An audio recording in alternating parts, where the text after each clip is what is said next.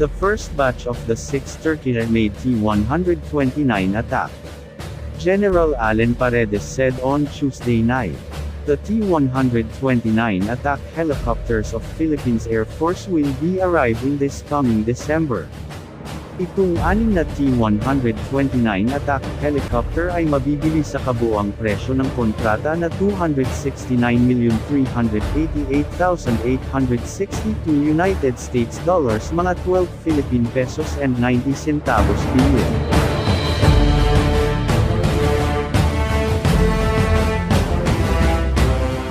Mula sa Turkey Aerospace Industries sa pamamagitan ng government-to-government mode of procurement sa ilalim ng Republic Act 9184 o ang Government Procurement Reform Act.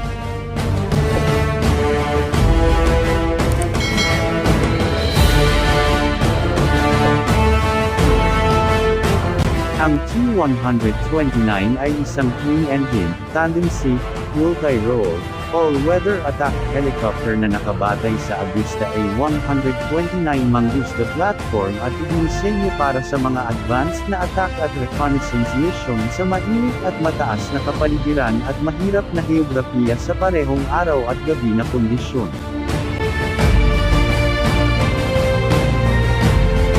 Pinirmahan ni Defense Secretary Delphine Lorenzana ang kontrata para sa pagkuha ng mga Turkish attack helicopter noong Hulyo noong nakaraang taon. Ang Philippine Air Force ay naghahanap upang makakuha ng dedikadong unit abot kayang mga attack helicopter upang palakasin ang fleet ng mga lightly armed helicopter.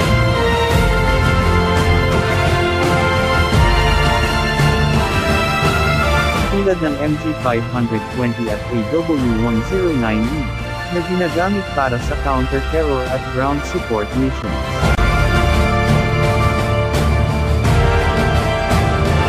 Ang T-129 attack helicopters ay may matitinding firing ability at armament.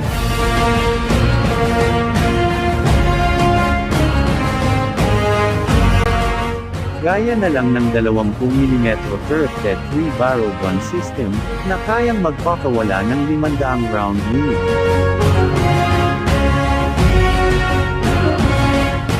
Meron din itong 2.75-inch rocket, na kaya namang magkargo ng 14 na rocket.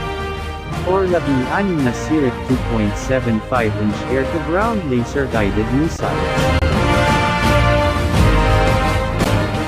Pwede rin mag-load ng 8 Stinger air-to-air missiles, na mayroong 5 kilometro at Compass anti-tank missiles.